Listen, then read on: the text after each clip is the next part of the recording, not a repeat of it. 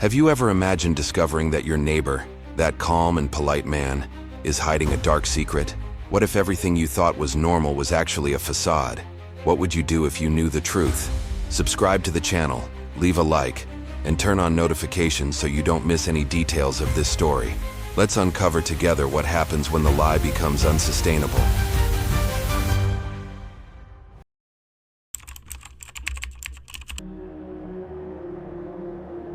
He had always been there. I never noticed.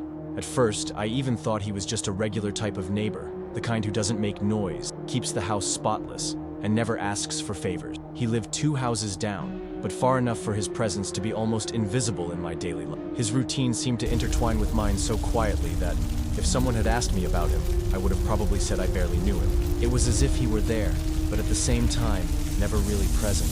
I'd see his solitary walks, sometimes with a book in his hand or simply gazing at the horizon, but always maintaining a respectful distance, as if he knew exactly where the line between companionship and solitude. His gaze, serene and almost distant, didn't seem to be waiting for, but it also didn't seem to be fleeing.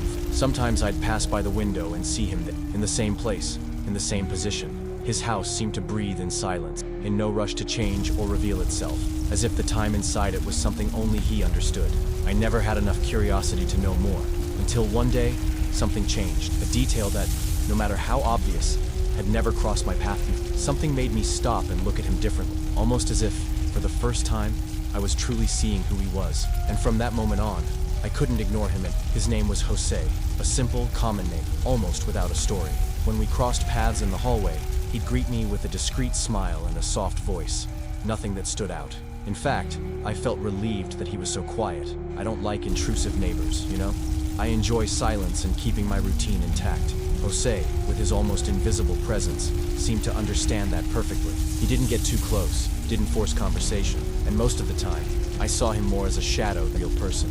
Our contact was minimal, always brief, always polite. Perhaps that's what I liked. He didn't want anything from me, and I, in return, didn't need to get involved. It was a comfortable coexistence, one that didn't demand more than the necessary greetings and the simple acknowledgement of each other's existence. I remember thinking he was exactly the type of neighbor never a bother, always to himself, in no hurry to interact, not creating bonds. Maybe he was even a reflection of myself, someone who preferred isolation and the peace of an unaltered routine.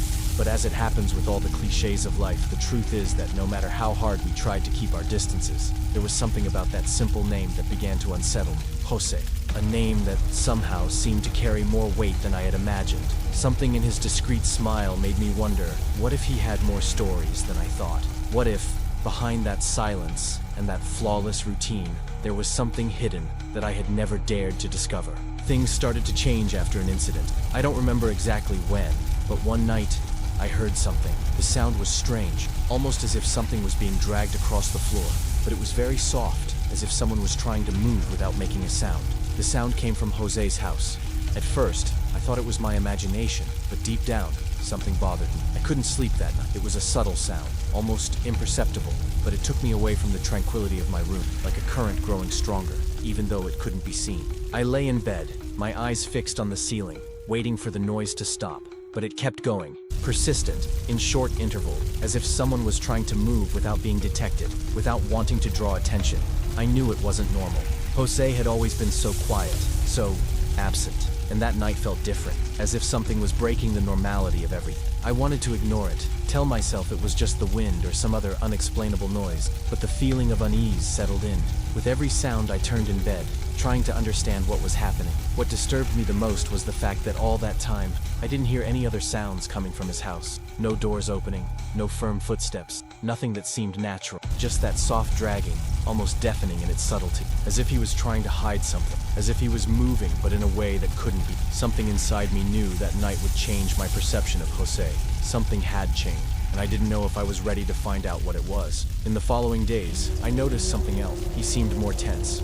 He always looked at me in a strange way, as if he knew something I didn't. At the same time, there was a coldness in his gaze, a distance that didn't feel natural. It wasn't just his look, it was the way he moved, as if he was constantly calculating his steps, always avoiding any of closeness, as if I were an uncomfortable presence, someone who shouldn't be, not in that moment, not in that space. I started to notice more detail.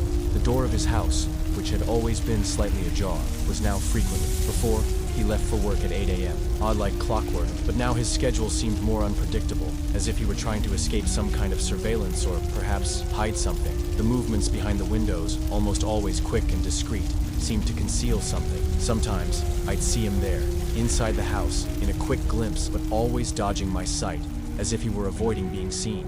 But what could it be? He was just a neighbor, nothing more. That feeling of discomfort, which had once been only a faint premonition, was now growing inside me. He seemed to live in his own world, but suddenly, that world seemed much more closed off, darker, more strange. I began to wonder what he was hiding, what he was trying to conceal, but at the same time, I felt foolish for thinking that he was just a neighbor.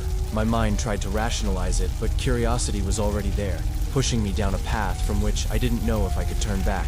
Sometimes, when I ran into him in the garden, he would talk about how much he appreciated the peace of the neighborhood. He'd say he liked living in a quiet place where people didn't interfere with each other's lives.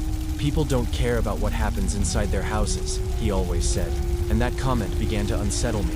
The phrase sounded normal, but there was a certain emphasis on the word houses that made me think.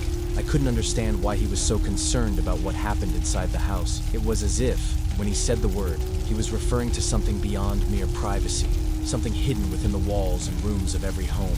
I always responded with a smile, keeping the conversation light, as if nothing unusual had been said. But inside, I began to question, what did he mean by that? What kind of things happened inside houses that he thought were so important? Was it just a banal observation from someone who valued peace? Or was there something more behind this concern with what remained hidden in other people's homes? Every time he spoke like that, I felt an increasing discomfort, as if I were being led to look closer at something that should remain out of reach, something he didn't want discovered, something he feared would be ruined. But at the same time, he seemed so calm, so tranquil, that I couldn't imagine that there, in that quiet and silent house, there could be something wrong. What did he know that I didn't? What was going on inside his house, behind the closed windows and the locked door? I wondered if he was simply exaggerating in his search for peace that didn't exist, or if there was really something hidden that he was trying in some way to warn me of, or maybe just distract me. It was on a Friday night that I truly realized something was wrong. I had just returned from a business trip, and when I got home, something didn't feel right. The front door was slightly ajar, as if it had been opened in a hurry. My first impulse was panic. A sense of instant dread washed over me, as if something were out of place, but I tried to control myself. I took a deep breath, trying to rationalize, telling myself that maybe I had forgotten to lock the door before I left. But deep down, something didn't fit. I entered slowly, the sound of my key turning in the lock strangely loud in the silence of the house. When I stepped into the hallway, darkness enveloped, and the feeling of discomfort. Everything seemed in order, but it wasn't. There were no obvious signs of a break-in, no objects out of place, but something was off, as if the environment was breathing in the wrong way. A slight sense of intrusion hung in me. I moved through the rooms, trying to find some logical explanation for the unease that was consuming me. Each step I took seemed to amplify the silence of the house, making it denser, heavier. Nothing had changed, but everything felt different. The air was thicker, as if it had been loaded with an invisible tension. Then I noticed the office window, which was usually slightly open, was now closed. But it wasn't that bothered me. What bothered me was the reflection I saw in the glass. A shadow, a silhouette, that seemed to move behind me. When I quickly turned around, there was no one. My body froze, and the sensation that someone or something had been there, watching me, was inevitable. I didn't know what was happening, but one thing was clear. Something was very wrong, and the feeling that the answer could be in Jose's house, the one that had always been so quiet and distant, grew with every passing second. And then, the worst happened. The news came on the television. A young woman had gone missing from the neighborhood. The police were investigating, but there were no leads. The first thing that came to my mind was Jose. I didn't know why, but the feeling was unmistakable, strong. Maybe it was something he said, or maybe the way he had been behaving lately, but everything seemed to point to him. There was something about him, something in his eyes, in his words, that now, in the light of that disappearance, seemed strangely suspicious.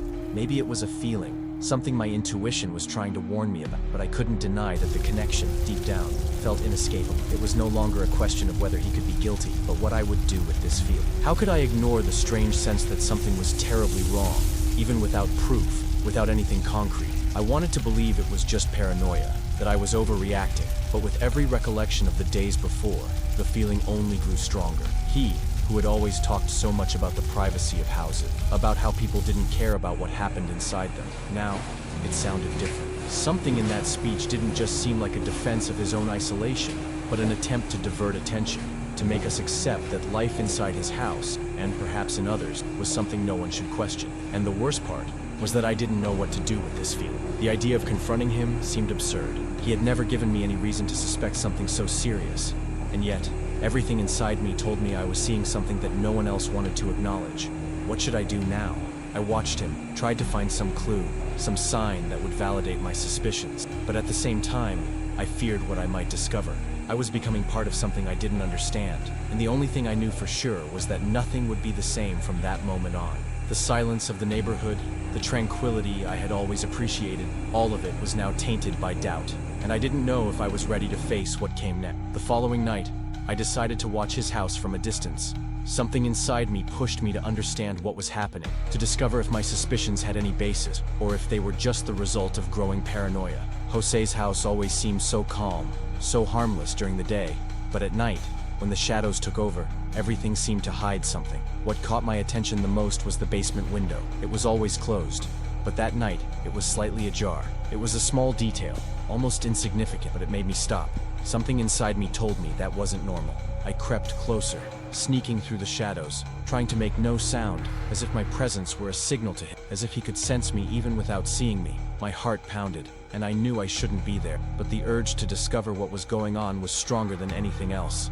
The sound I had heard weeks ago resurfaced again, but this time it was more air. It was suffocating, and I couldn't tear my eyes away from it. It felt like time had stopped, as if the world around me had faded, leaving only that one horrifying image in front of me. I held my breath, trying to steady myself, but the reality of what I was seeing seemed too impossible to accept. Was it real?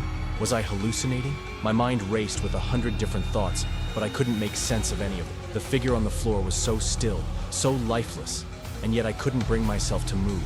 I couldn't shake the feeling that if I looked away, I would miss something crucial, something I might never be able to undo. I could hear my own breathing, shallow and quick, like I was suffocating from the inside. My legs felt like they were made of stone, but somehow, they pushed me forward, slowly, inch by inch, toward the door. I couldn't go in, but I couldn't leave either. I was trapped in a moment I wasn't ready for, a truth that was slowly becoming undeniable. The quiet was almost unbearable now, and every second felt like an eternity. My mind screamed at me to run, to get out, to pretend I hadn't seen anything, but my body refused to move. It was as though I had become part of the shadows, blending into the darkness, forced to witness something I wasn't prepared to. Then, without warning, a creak broke the silence. It was faint at first, but unmistakable. Someone, or something, had heard me. My heart skipped a beat, and I froze, holding my breath again, praying I hadn't been noticed. I didn't know how long I stood there, but every moment felt like an eternity. The realization hit me hard. Whatever I had seen in that basement, whatever was happening in Jose's house, was far more than I had ever imagined. Felt like I was walking through a fog, my mind clouded with fear and uncertainty. Every step I took felt like it was pulling me farther from the truth, but also closer to something I wasn't ready to face.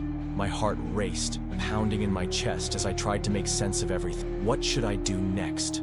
I couldn't shake the image of the body in the basement, the way everything in Jose's house had felt off. It was as though I had uncovered a hidden layer of the world, one I wasn't meant to see. The fear of what I had witnessed clung to me like a second skin, suffocating me with every thought. As I quietly made my way back to my house, the weight of the decision pressed heavily. I couldn't tell anyone what I'd seen. Not yet. There was too much at risk. I didn't know who I could trust, and I didn't know how much danger I was really in. Jose had always been so calm, so composed, and now, I realized, that calmness was part of the facade. How much did he know? How much was he watching, waiting for me to make a mistake? I reached my front door, my hands trembling as I fumbled with the keys. Every movement felt like it could betray me, every sound an alarm that could trigger something I wasn't ready to face. I stepped inside, locking the door behind me, but the sense of unease didn't fade. It stayed with me, a constant weight in my chest. In the silence of my own home, I knew one thing for sure. I couldn't unsee what I had seen. And now, the question was no longer just about Jose. It was about me, about how I was going to live with the truth of what I knew. What was I going to do now? The weight of the truth was suffocating, and I couldn't live in silence any longer. I had to expose him, but how? What was the right step to take when everything around me felt so dangerous? How could I make sure Jose wouldn't notice, wouldn't retaliate, when he had already shown such careful precision in hiding his true nature? The fear was overwhelming, but so was the need to do something. I couldn't stand the thought of him continuing, of more people disappearing, of more lives being destroyed while I did nothing. I couldn't let him win. So, I made up my mind. I would gather evidence, take it to the authorities, and confront the truth. But I had to be careful. Every move had to be calculated. Jose was a man who lived in shadows, and I had to stay in the light. But as the days passed and my plan took shape, I couldn't shake the feeling that I was already too deep. I had already seen too much. Would I be able to walk away from it all once I set things in motion? Or was I already entangled in something far beyond my control? One thing was certain. Jose's quiet facade wouldn't last much longer. I would make sure of that. I was doing what I knew was dangerous. Reporting him without concrete evidence would be risky. Jose was smart, and if he were warned, he could disappear from the town before I had the chance to act. He had to be caught red-handed. That was the only way to ensure he wouldn't escape. I didn't know how, but something inside me told me that to capture him, I would need to go further, play his game, be patient. The only way to do that was to wait and observe. I needed to find the right moment, the flaw in his routine, the mistake he would make in trying to continue his crimes. I was willing to do whatever it took, but always with caution, aware of the risks I was taking. Every night observing his house, every little movement he made became a piece of the puzzle I needed to put together, but the fear still haunted me. I knew that if Jose found out, I would be next. The tension was unbearable. However, there was no turning back. I couldn't let him live with impunity, let more lives be destroyed. I had to act before it was too late. I didn't know how long I would have to endure the tension, but I knew I couldn't live with it much longer. Every day seemed to drag on, and the feeling of being consumed by uncertainty and fear. Jose was the neighbor, the friend, the calm, polite man with whom I exchanged a daily, but in reality, he was a monster. With every step he took, every movement he made, the mask of cordiality seemed to fade away, revealing the true face of the creature he was, and I couldn't ignore it. I looked at him, trying to understand how something so dark could have gone unnoticed for so long, and a deep shiver ran down my spine. The discreet smile he always had, the way he kept his private life perfectly untouched, now all seemed like a farce. But at the same time, something much more disturbing accompanied me, a strange sense of guilt. I looked at Jose, and amid the terror he caused me, I felt guilty for not having done anything earlier. How could I have been so blind, so unaware that he was right there in front of my eyes, doing harm while everyone around me believed he was just an ordinary... I had been so negligent, so absorbed in my own routine, that I didn't notice the signs, that I ignored the small clues that something was wrong. Now, everything seemed so clear, so obvious. How could I have not seen it? The guilt gnawed at me, a silent pain that blended with the fear. And the worst part was that now, with this undeniable truth, I was trapped in a situation from which I couldn't escape. What could I do? What to do? How to act? He had always been there, like an invisible specter, hidden in plain sight, and now it was too late to turn back. I could no longer just look at him and ignore what I knew. I needed to do something, I needed to act, but at the same time, part of me still feared what might happen if he knew I had discovered him. I didn't know how long I would have to endure the tension, but I knew I couldn't live with it. Each day seemed to drag on, and the feeling of being consumed by uncertainty and fear grew. Jose was the neighbor, the friend, the calm and polite man with whom I exchanged a daily greeting. But in reality, he was a monster. With every step he took, every movement he made, the mask of cordiality seemed to fade away, revealing the true face of the creature he was, and I couldn't ignore it. I looked at him, trying to understand how something so dark could have gone unnoticed for so long, and I felt a deep shiver run down my spine. The discreet smile he always had, the way he kept his private life perfectly untouched, now all seemed like a farce. But at the same time, something much more disturbing accompanied me, a strange sense of guilt. I looked at Jose, and amidst the terror he caused me, I felt guilty for not having done anything earlier. How could I have been so blind, so unaware that he was right there, in front of my eyes, doing harm while everyone around me believed he was just an ordinary... I had been so negligent, so absorbed in my own routine, that I didn't notice the sign, that I ignored the small clues that something was wrong. Now, everything seemed so clear, so obvious. How could I not have seen it? The guilt gnawed at me, a silent pain that blended with... And the worst part was that now, with this undeniable truth, I was trapped in a situation I couldn't escape from. What to do? How to act? He had always been there, like an invisible specter, hidden in plain sight. And now it was too late to turn back. I could no longer just look at him and ignore what I knew. I needed to do something. I needed to act. But at the same time, part of me still feared what might happen if he knew I had discovered him. The police didn't seem to be making progress. The investigations were stalled, and the disappearances were increasing. More and more people were disappearing without explanation, and the neighborhood, once peaceful, was now saturated with tension. The authorities tried, unsuccessfully, to put the pieces together, but it seemed that time was running out, and each day that passed without a solid lead made the situation worse. Each day that passed without a solid lead made the situation worse. I knew that something needed to be done, and soon. That's when I finally made the decision. I knew I had to act. I couldn't let Jose continue with this. He had proven to be so meticulous, so careful, that it was hard to believe he was committing the crimes without knowing that no one was watching him. I, however, knew the truth. I was the only one who knew what was happening, the only one who had witnessed it with my own eyes, and the thought of living with that knowledge, without doing anything, consumed me more and more. But I also knew it would be dangerous to report him without concrete evidence. Jose was smart, and if he was alerted, he could disappear from the city before I had the chance to act. He had to be caught red-handed. It was the only way to ensure that he wouldn't escape. I didn't know how, but something inside me told me that to capture him, I needed to go further, play his game, be patient. The only way to do that was to wait and watch. I needed to find the right moment, the flaw in his routine, the mistake he would make while trying to continue with his crimes.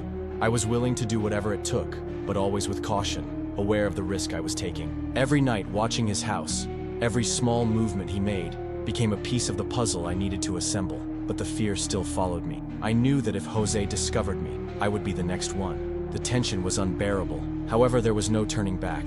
I couldn't let him live with impunity, let more lives be destroyed. I had to act before it was too late.